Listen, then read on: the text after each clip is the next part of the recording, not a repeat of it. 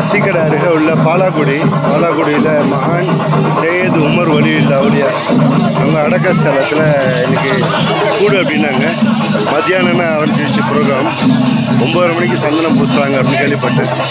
9:30 மணி வரைக்கும் நிற்கிறது இல்லை. சும்மா அப்படியே லேசாக ஒரு ஃபேஸ்புக்கில் லைவ் போட்டேன். அதிலே அப்படியே சேர்த்து இதில் போட்டுருந்தாங்க.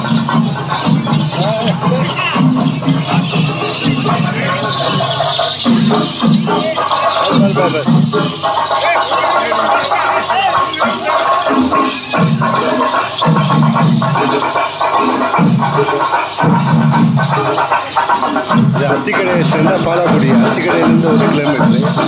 இங்கே ஒரு 3 பேர் அடங்கியிருக்காங்க. நல்லடியார்கள், அல்லாவுடைய நல்லடியார்கள். அல்லா சொன்னது ரசூல் சொன்னதை கேட்டு வாழ்ந்தாங்கல்ல, அவங்களும் இந்த பூமியில் கண்ணியப்படுத்தப்படுறாங்க. அல்லாவுடைய இடத்துல அவங்க அல்லாவுடைய இடத்துல கண்ணியமாயிட்டாங்க. அவங்கள கண்ணியப்படுத்தப்படுது உலகத்திலேயே மக்களால்.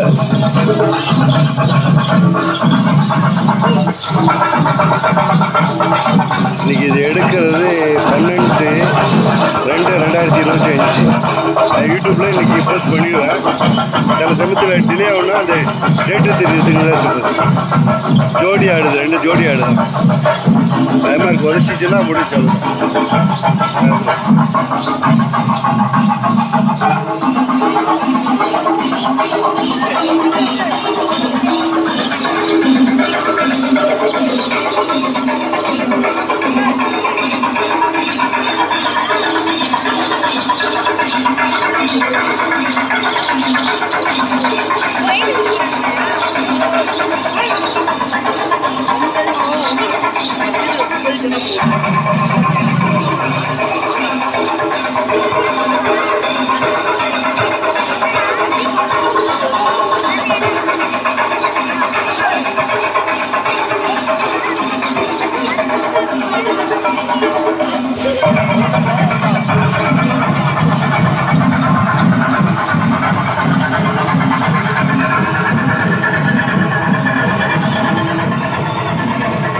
யூடியூப்காக நான் வீடியோ எடுக்கிறது எல்லாமே ஒரு 5 நிமிஷத்துக்கு இருக்கும். 5 நிமிஷத்துக்கு அதனுடைய விளக்கத்தை சொல்ல முடியாது அப்படிங்கிறதுக்காக சும்மா அப்படியே மௌனமாக வச்சு போட்டு விட்றது. யூடியூப்பில் அதிகம் பார்வையாளர்கள் இல்லை, அதனால தான் ஃபேஸ்புக்கை தொடர்ந்து போட்டுட்ருக்கேன். ஃபேஸ்புக்கில் ஒரு ஜஸ்ட்டு 3 நிமிஷம் மக்களுடைய கவனத்துக்கு வரணுங்கிறதுக்காக ஃபேஸ்புக்கில் லைவ் போட்டு எடுத்துருக்கோம்.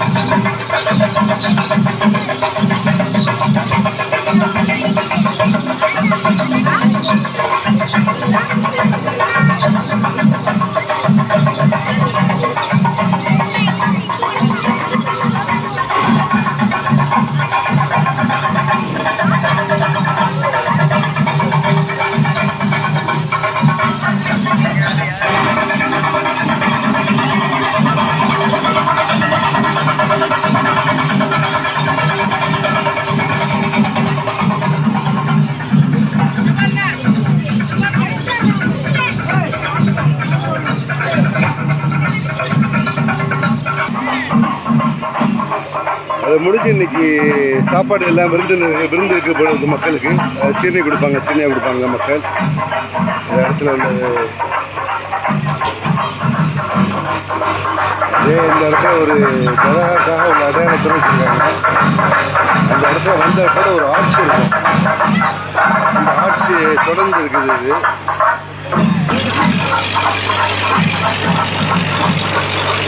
இது பேரை சொல்ல முடியாது, அவ்வளோ பேர் இருக்குது. சும்மா அது பேருக்காக போட்டோ எடுத்துக்கோங்க. இந்த தெருவெல்லாம் அவ்வளோ லைட்டு போடல. இந்த அவங்களுடைய வசூல் அவ்வளோதான் இருக்குது. கிராமம் தானே, பெரிய ஊர் இல்லை. இந்த அளவுக்கு செஞ்சுருக்கிறது அவங்கள பாராட்டி தான் ஆகணும். தெரு உள்ளே வருது அங்கேருந்து. இது நேராக போனால் அத்திக்கடையை தொடும் அப்படிங்கிறாங்க.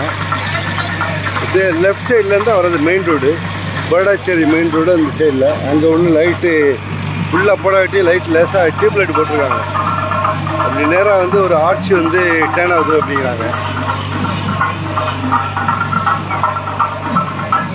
நான் இந்த ஊருக்கு சின்ன பிள்ளையில் வந்தது, இப்போ தான் நான் பார்க்க வர்றேன்.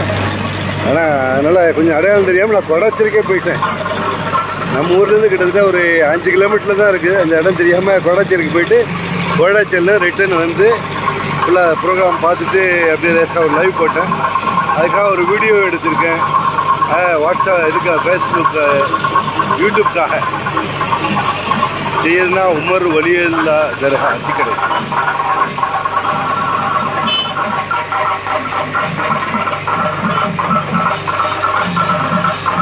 நம்முடைய சமகாலத்தில் நம்மளுடைய நூற்றாண்டுலேயோ அதுக்கு ஒரு நூற்றாண்டு முன்னாடியோ வாழ்ந்த நல்லடியார்கள் பொதுவாகவே நம்ம இஸ்லாத்தை பொறுத்தளவுக்கு ஒழுக்கம் இல்லை, அவங்க நேர்மையானவர்கள் இல்லைன்னா அவங்கள தூக்கி வீசுவாங்க. எவ்வளோ பெரிய மன்னராக இருந்தாலும் சரி அவங்க சரித்திரத்துலேயே வர மாட்டாங்க, அட்ரஸ் இல்லாமல் போயிடுவாங்க. இதே ஒருத்தர் அற்பமான சொற்ப சம்பளத்தில் இருப்பார், அல்லாவுடைய மார்க்கத்துக்காக பாடுபடுவார், மார்க்கத்தை எடுத்து சொல்லுவார், ஒரு இமாமாக இருப்பாருங்க. அவங்கெல்லாம் இறந்துட்டாங்கன்னா நூற்றாண்டுகள் என்ன 200 வருஷம் 500 வருஷம் ஆனாலும் கொண்டாடுவாங்க. அதை உதாரணமாக சொல்ல போனாக்கா அல்லாமா வேலூர் பாக்கியத் சாலியத்துடைய முதல்வர், அவங்க பேர் தெரியல, அவங்க பாருங்கள் இன்றைக்கி 200 வருஷமாக அவங்கள போடுறாங்க. அவங்கள்ட்டேருந்து ஓதி வந்த மாணவர்கள் அம்மானி ஹசரத்து, லால்பேட்டையுடைய ஸ்தாபகர், அவங்க பேர் தெரியல, கரீம் ஹசரத்துன்னு நினைக்கிறேன். அவங்க அதே போல் பொதக்குடியில் ஒருத்தவங்க அடங்கியிருக்காங்க. அவங்க அடுத்து கூத்தானூரில் அடங்கியிருக்காங்க அலி மௌலானான்னு சொல்லிட்டு. அடுத்து நீடூரில் அடங்கியிருக்காங்க ஒரு ஹசரத்து, அவங்க பேர் கரீம் ஹசரத்துன்னு நினைக்கிறேன். இவங்கெல்லாம் என்னடா வேலூர் அவங்க பாக்கியத் சாலியத்துலேருந்து ஓதிட்டு வந்தவங்க. அந்த ஆலயங்கள் பார்த்த அளவுக்கு அல்லாவே அவங்கள கண்ணியப்படுத்திடலாம்.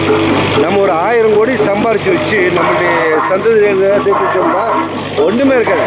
சந்ததிகளில் திட்டுவான், எப்போ இருந்தால் எல்லாத்தையும் சேர்த்து வச்சான், அந்த தெருக்காரன் கூட 10,000 கோடி வச்சுருந்தான், எப்போ ஒன்றுமே வைக்கல அப்படின்னு. இவங்க நல்ல கல்வியை கற்றுக்கிட்டு சின்ன சம்பளத்தில் வேலை பார்த்து அதுலேயே அவங்க குடும்பத்தையும் பார்த்துக்கிட்டு சமுதாயத்துக்காகவும் அவங்க படித்த கல்வியை கற்றுக் கொடுக்கறதுனால அவங்க காலம் உள்ளளவும் அவங்களுக்கு துவா செய்யப்படுது. அவங்களுடைய சொர்க்க வாழ்க்கையை அவங்க ரொம்ப அற்புதமானதாக ஆக்கிக்கிறாங்க. அவங்களுக்கு உலகத்தில் உள்ள எல்லா நல்லடியார்களும் காலகாலமாக துவா செய்கிறாங்க. அவங்கள்ட்ட சொல்லிட்டு அல்லா யாரெல்லாம் உன்னையே வணங்குறேன், உன்ட்டே உதவி தர்றேன்னு சொல்லிட்டு அவங்க துவா செய்யும்போது நல்லா பெரிய பாக்கியம் அவங்களுக்கு கொடுப்பாங்க. எனக்கு அதில் கண்டிப்பாக நம்பிக்கை இருக்குது. இன்ஷா அவங்களுடைய துவா பழக்கத்தில் நானும் நல்லா இருக்கணும், என்னுடைய மக்கள் நல்லா இருக்கணும், என்னை சார்ந்தவர்களும் நல்லா இருக்கணும், எல்லா முஸ்லீம்களும் நல்லா இருக்கணும், உலகத்தில் உள்ள எல்லாரும் நல்லா இருக்கணும்னு நான் துவா செய்கிறேன். ஜஸாக்கல்லாஹ் ஹைர். பார்த்தமைக்கு நன்றி.